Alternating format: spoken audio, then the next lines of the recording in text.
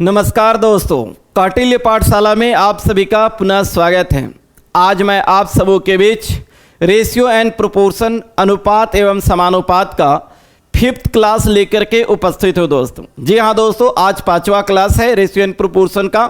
यदि आपने इससे पहले 4 क्लास नहीं देखा है तो ज़रूर देख लेंगे ताकि आपको आगे अच्छे से समझ में आए। अभी तक हम लोगों ने रेशियो एंड प्रोपोर्शन का कॉन्सेप्ट के साथ साथ टाइप 1 और टाइप 2 पूरी तरीके से कंप्लीट किया है। आज हम लोग टाइप 3 से आगे बढ़ेंगे। आज हम लोग टाइप 3 एंड टाइप 4 दो टाइप को कंप्लीट करेंगे। चलिए आज के सेशन को हम लोग शुरू करते हैं टाइप 3 के साथ। फर्स्ट क्वेश्चन आपको स्क्रीन पर दिख रहा होगा, वह आप ध्यान देंगे। जैसे कह रहा है कि एक कक्षा में है ना कितने हैं, तो वो 60 लड़के और लड़कियां हैं। कहता है किसी क्लासरूम में बॉयज एंड गर्ल्स के बीच जो है वह बॉयज और गर्ल्स दोनों मिलाकर के कितने हैं, तो कहता है 60 हैं। फिर कहता है तब इनमें से कौन सा लड़के और लड़कियों की संख्या का सही अनुपात नहीं है। तो ध्यान देंगे दोस्तों, यहाँ पर क्या है कि बॉयज एंड गर्ल्स की कुल संख्या दे दिया और फिर बॉयज और गर्ल्स का रेशियो ही दे दिया है। तो कहता है कौन नहीं सही है। तो ध्यान देंगे, इसका पकड़ने का बहुत ही आसान तरीका है। वो क्या है कि आप देख रहे हैं ये जो आपका रेशियो दिया है वह किसका रेशियो है, तो बोलेंगे नहीं ये आपका बॉयज गर्ल्स का है। देख लीजिए, लड़के और लड़कियों की संख्या का सही अनुपात कौन नहीं है। पहले लड़का है तो इसलिए लड़का लिखे, बाद में लड़की है तो लड़की लिखे। तो ये जो आपका बॉयज एंड गर्ल्स का रेशियो दिया हुआ है, तो कहता है कि कौन सही नहीं है। तो ध्यान देंगे, बस तुरंत आप कैसे बना सकते हैं इसको, तो ध्यान देंगे जिस रेशियो के योग से, क्या मैं बोल रहा हूं कि जिस रेशियो के योग से टोटल नंबर कट जाए वो रेशियो आपका सही हो सकता है, और अगर ना कटे तो वो बिल्कुल सही नहीं हो सकता। अब देखिए कौन कटता है कौन नहीं कटता है। अगर 1 और 6 करेंगे 7 आएगा। क्या ये 7 से अगर आपको ये 60 को कैंसिल करे क्या कैंसिल होगा, तो बोलेंगे ना, कैंसिल तो नहीं हो रहा है। क्योंकि ध्यान दे दोस्तों कि ये 60 क्या है, तो ये भी आपका बॉयज और गर्ल्स की कुल संख्या है, और ये आपका 7 क्या है, तो ये भी आप बोलेंगे नहीं बॉयज और गर्ल्स की संख्या है। तो इससे तो ये कैंसिल होना चाहिए। अगर ये रेशियो सही होता तो इससे ये जरूर कैंसिल होता। क्यों? क्योंकि अगर इससे जब तक नहीं कैंसिल होगा तब तक हम लोग रेशियो 1 का मान नहीं निकाल सकते, और जब 1 का मान नहीं निकलेगा तो बताइए आप 6 का मान निकाल पाएंगे क्या, बोलेंगे नहीं। तो 1 का मान नहीं निकाल सकते, इसका मतलब आप बॉयज और गर्ल्स की संख्या नहीं निकाल सकते। क्योंकि आपका बॉयज की संख्या कब निकलेगा, जब 1 का मान निकलेगा। गर्ल्स की संख्या कब निकलेगा, जब 6 की मान निकलेगा। तो 1 निकला ही नहीं तो 6 कैसे निकलेगा। तो ध्यान देंगे, तो अगर नहीं कट रहा है मतलब 1 का मान नहीं निकाल सकते, और 1 का मान नहीं निकलेगा तो बॉयज और गर्ल्स की संख्या नहीं निकाल सकते। और जब संख्या नहीं निकाल सकते तो बताइए जब संख्या ही पता ना हो तो रेशियो कैसे निकल सकता है, तो वो रेशियो कैसे सही हो सकता है। इस रूप में कह सकते हैं कि ये रेशियो दोस्तों आपका गलत दिया है। अब देखिए यहां दिया है ये 2 और 3, तो यहाँ पे आ रहा है आपका, वो आ रहा है कितना, तो आ जाएगा दोस्तों रेशियो 5। कितना आ जाएगा, तो बोलेंगे नहीं रेशियो 5 आ जाएगा।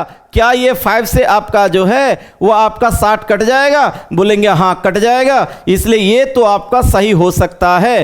क्या ये आपका 3 और 1 4 आ रहा है, क्या ये 4 से आपका 60 कट जाएगा, बोलेंगे कट जाएगा, इसलिए ये सही हो सकता है।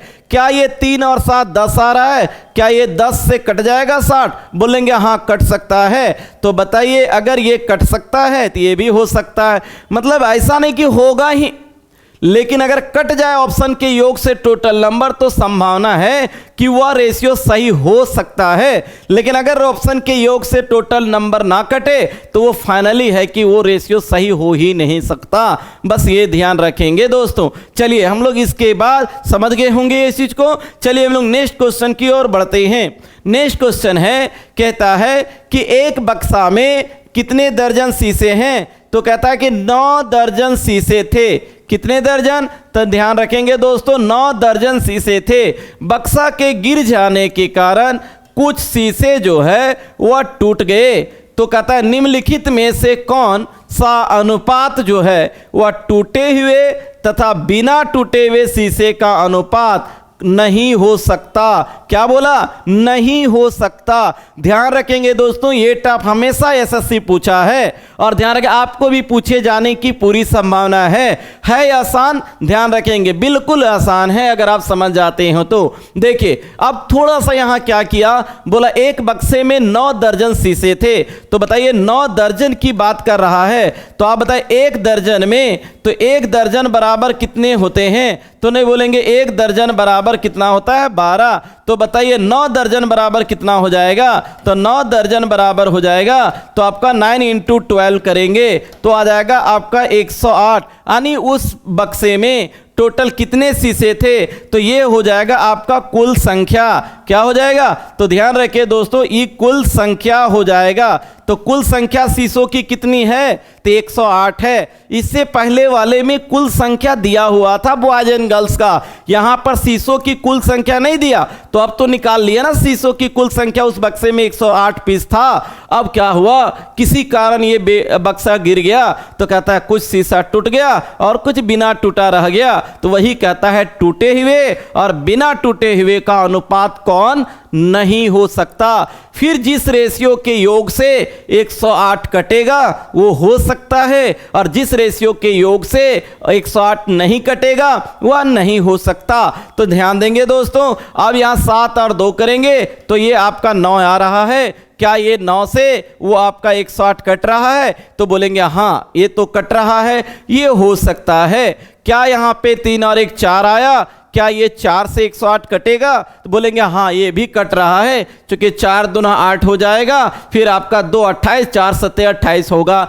क्या ये 5 और 3 8 से कट रहा है?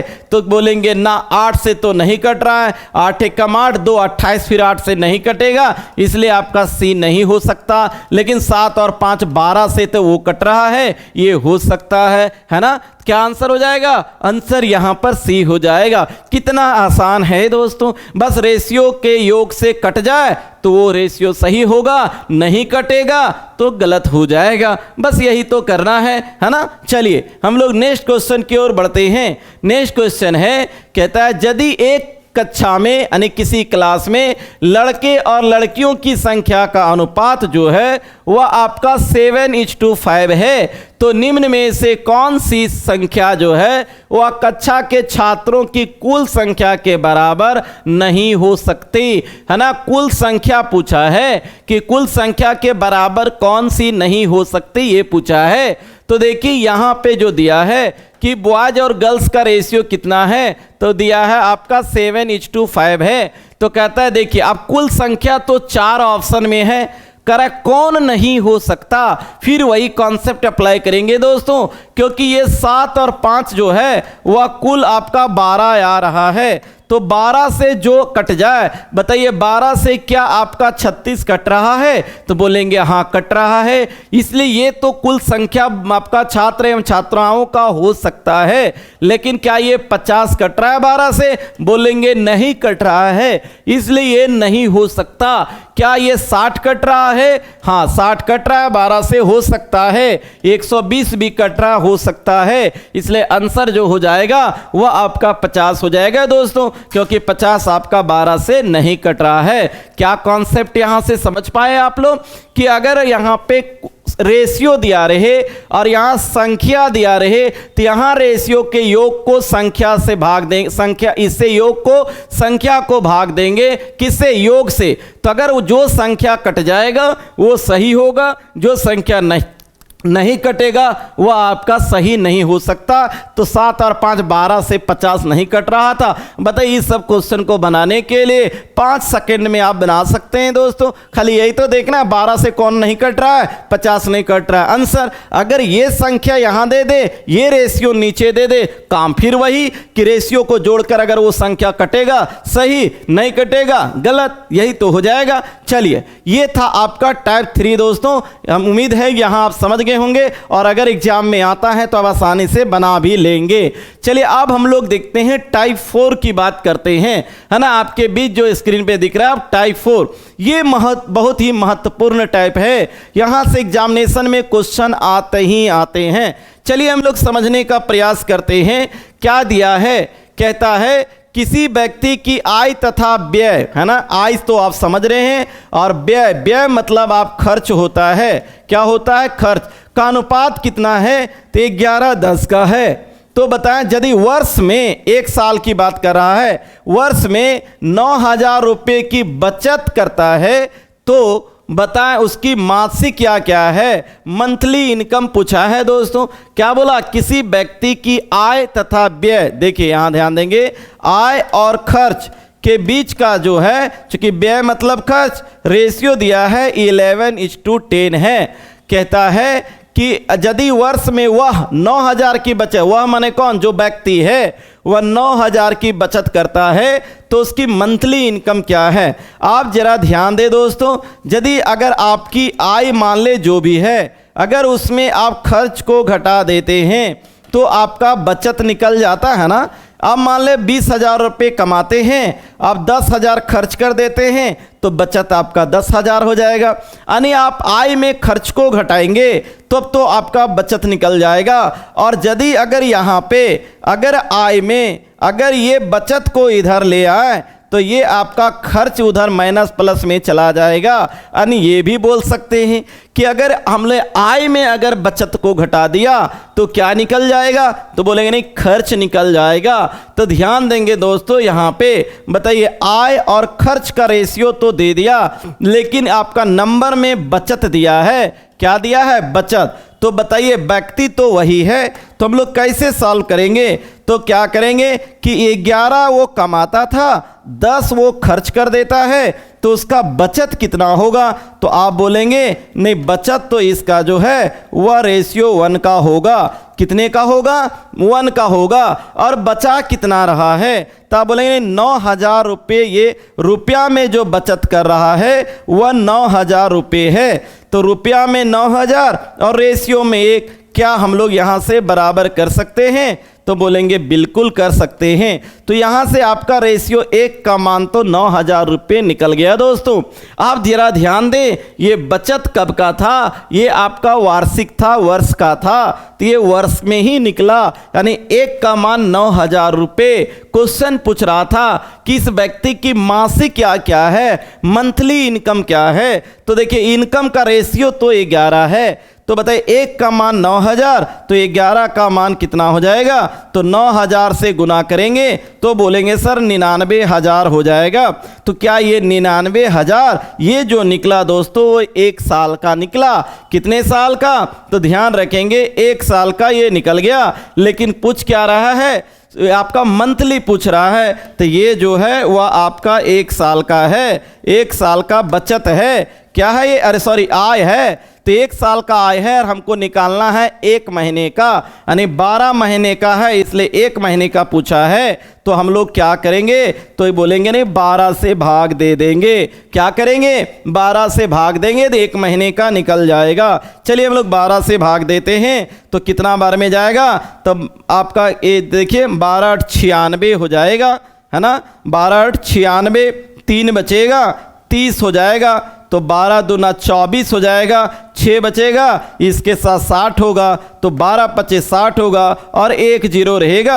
यानी आप बोलेंगे नहीं 8 2 और 5 और 0 आ जा रहा है, तो यही तो उसका क्या हो जाएगा, वो आपका मासिक आय होगा, मंथली इनकम होगा। तो आंसर हो जाएगा ऑप्शन नंबर डी, यानी आपका मंथली इनकम जो है वह 8250 हो जाएगा दोस्तों। अगर 1 साल की वार्षिक आय बोलता तब तो आपका 99,000 ही आंसर हो जाता, कोई दिक्कत यहाँ पे। चलिए ध्यान देना है दोस्तों, और ये भी एग्जाम में आया हुआ है क्वेश्चन। नेक्स्ट क्वेश्चन है, कहता है ए और बी की वार्षिक आय जो है वह 4:3 के अनुपात में है। किस अनुपात में है, 4:3 के अनुपात में है, तथा उनके वार्षिक व्यय यानी खर्च का अनुपात जो है वह 3:2 के अनुपात में है। यदि इनमें से प्रत्येक वर्ष के अंत में कितना 600 रुपये की बचत करता हो तो ए की वार्षिक आय क्या है।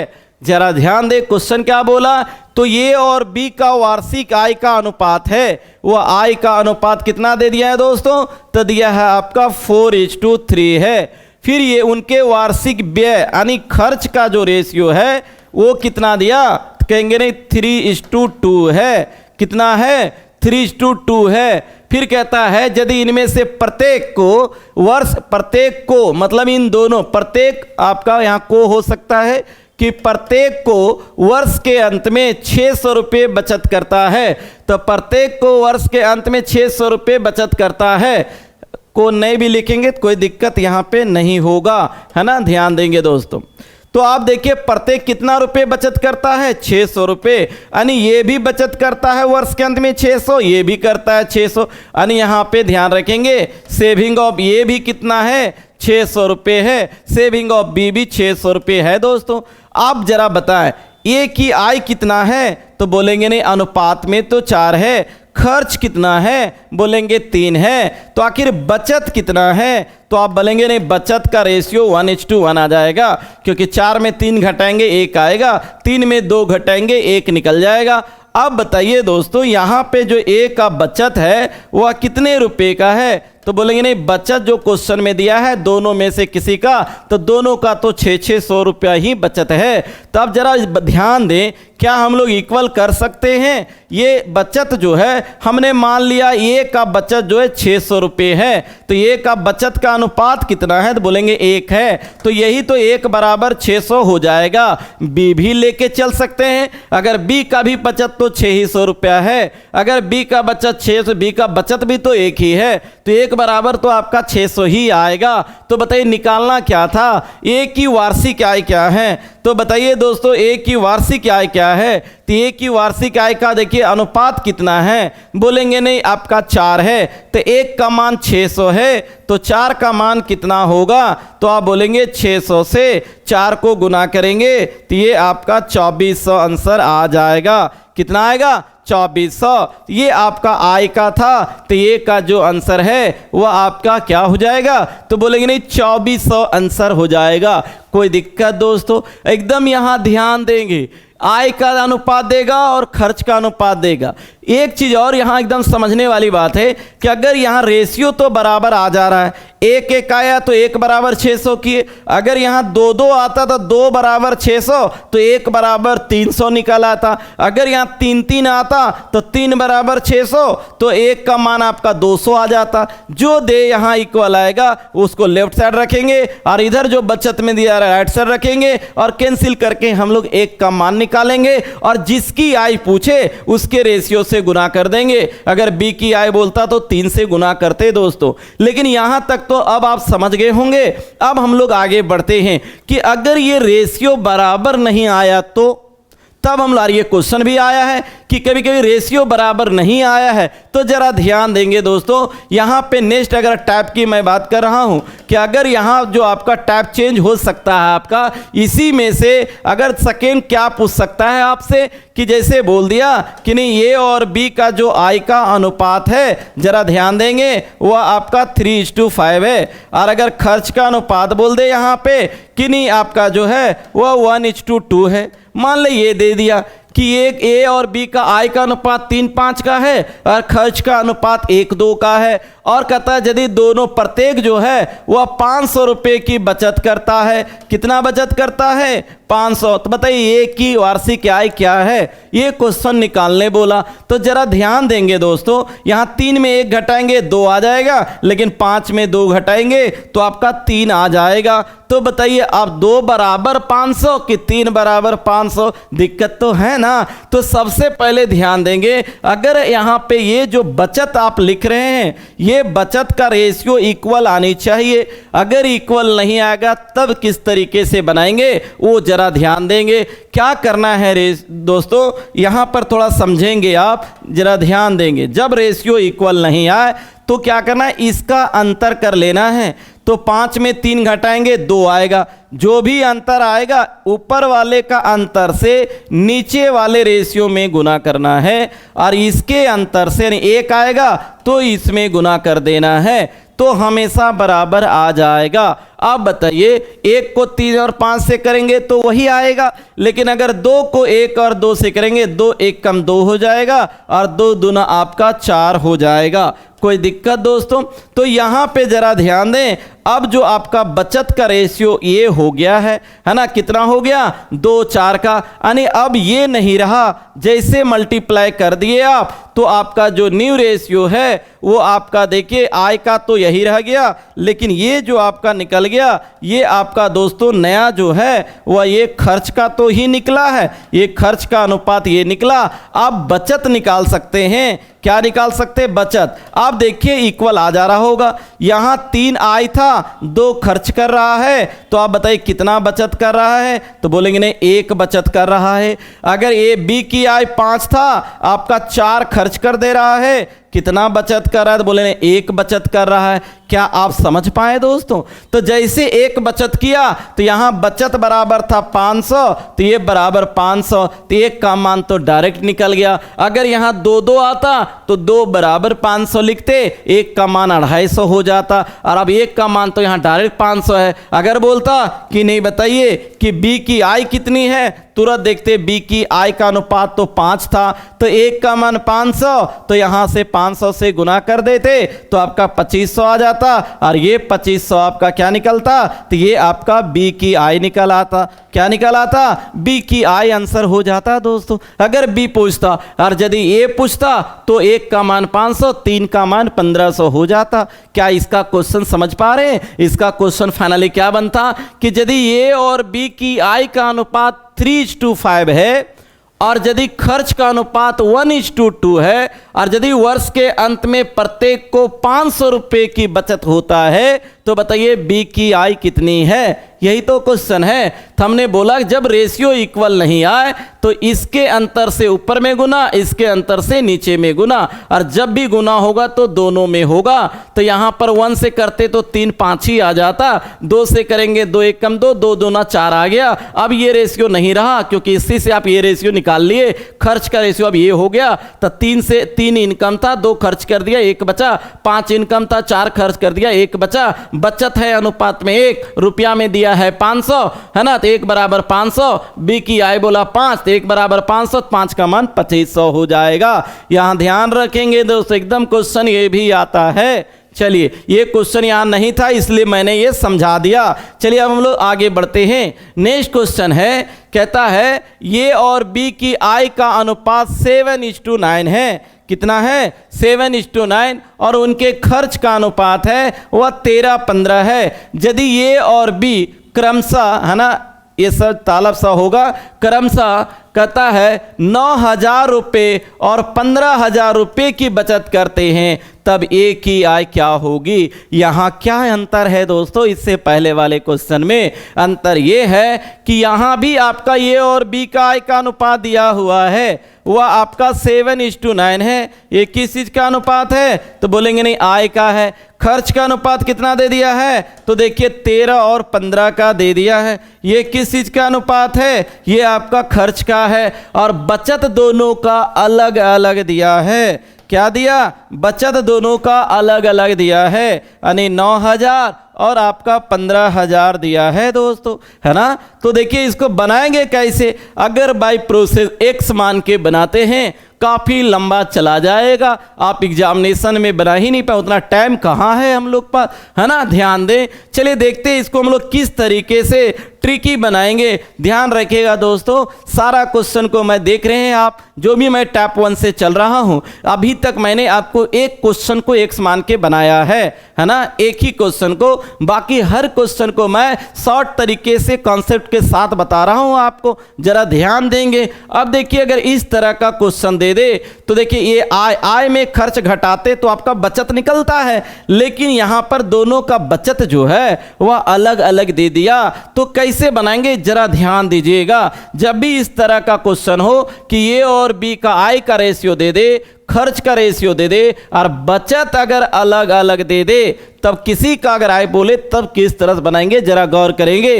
तो ध्यान दे दोस्तों, यहां क्या करना है, क्रॉस मल्टीप्लाई कर देना है। किसमें, आय और खर्च वाले को। 15 को 7 से करेंगे 105 आ जाएगा, 13 को 9 से करेंगे 117 आ जाएगा, आएगा ना। अब देखिए ये रेशियो वाले को क्रॉस किए, अब नीचे आ जाना है, इसको इससे क्रॉस, इसको इससे क्रॉस करना है। तो 15 को आप 13 से कर लीजिए तो देखिए कितना आ जाएगा। तो आपका 15 या 45 का तो आपका 5 हो जाएगा, आपका 4 बचा, 15 एकम 15, 4 19 हो गया, और 3 जीरो का 3 जीरो रह जाएगा। अब इधर से करेंगे, 15 9 कितना होता है, 105 आपका जो है ये देख लीजिए कितना हो जाएगा, 135 हो जाएगा, है ना। अरे ये 3 जीरो है, ये 3 जीरो रह जाएगा। अब देखिए इधर आ गया था रेशियो आपका वह 105 और 117, इधर आ गया आपका 19,000, आपका 1,95,000 और 1,35,000। ध्यान देंगे दोस्तों, ये कैसे मैंने लाया समझ पाए आप? तो ध्यान देंगे, पहले इसको क्रॉस के रेशियो को 15 को 7 से 105, 13 को 9 से 117, इसको क्रॉस किए था 1,95,000, इसको किए तो 1,35,000।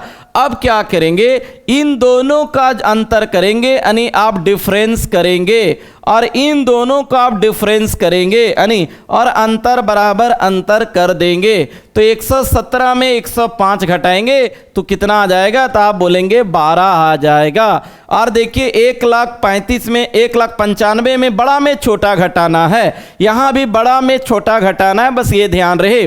तो 1,00,000 तो कैंसिल, 95 में 35 घटा देंगे तो बोलेंगे नहीं 60,000 आ जाएगा। कितना आ जाएगा, 60,000 आएगा। अब ये कैंसिल कर दें तो ये आपका 5,000 आ गया। रेशियो 1 का मान आपका 5,000 आ गया दोस्तों। अब 1 का मान 5,000, क्या क्वेश्चन में बोला था ए की आय ज्ञात करें। ए की आय का अनुपात कितना है, तो आप बोलेंगे 7 है। तो यहाँ पे 1 का मान 5,000, तो 7 का मान 7 × 5,000 करेंगे तो ये आपका 35,000 आ जाएगा दोस्तों। क्या आ जाएगा, 35,000 आ जाएगा। यानी जो आपका ऑप्शन सी है वह आपका सही हो जाएगा। कहीं को दिक्कत दोस्तों, जरा ध्यान दें, आपका सबसे आसान तरीका मैं बताया हूं आपको, है ना। इससे आसान तो नहीं बनेगा, है ना। 111 माने काफ़ी लंबा चला जाएगा, ज़रा ध्यान देंगे। लेकिन ये काम तब करेंगे जब बचत आपका अलग अलग दे दे, है ना। बचत क्या है कि अलग अलग दे दे, है ना। ज़रा ध्यान रखेंगे, समझ पाए होंगे। तो ये जो है इसके बाद यहाँ तक, इसके बाद हम लोग आगे अगला आप टैप जो है वो आपका चेंज हो जाता है दोस्तों।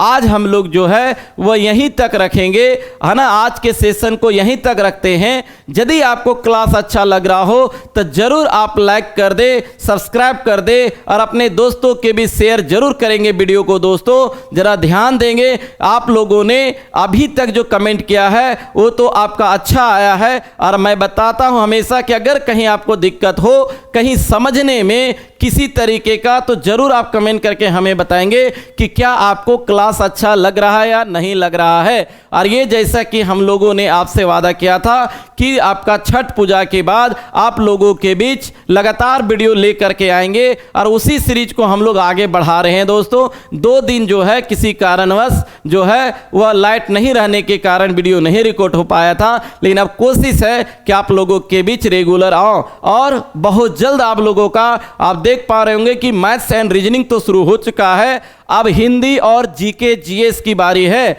अब हम लोग आप लोगों के लिए जीके और जीएस और हिंदी की क्लास आप लोगों को बहुत जल्द ही मिलने वाला है दोस्तों। तो चलिए आज के सेशन को हम लोग यही अंत करते हैं। तब तक के लिए जय हिंद।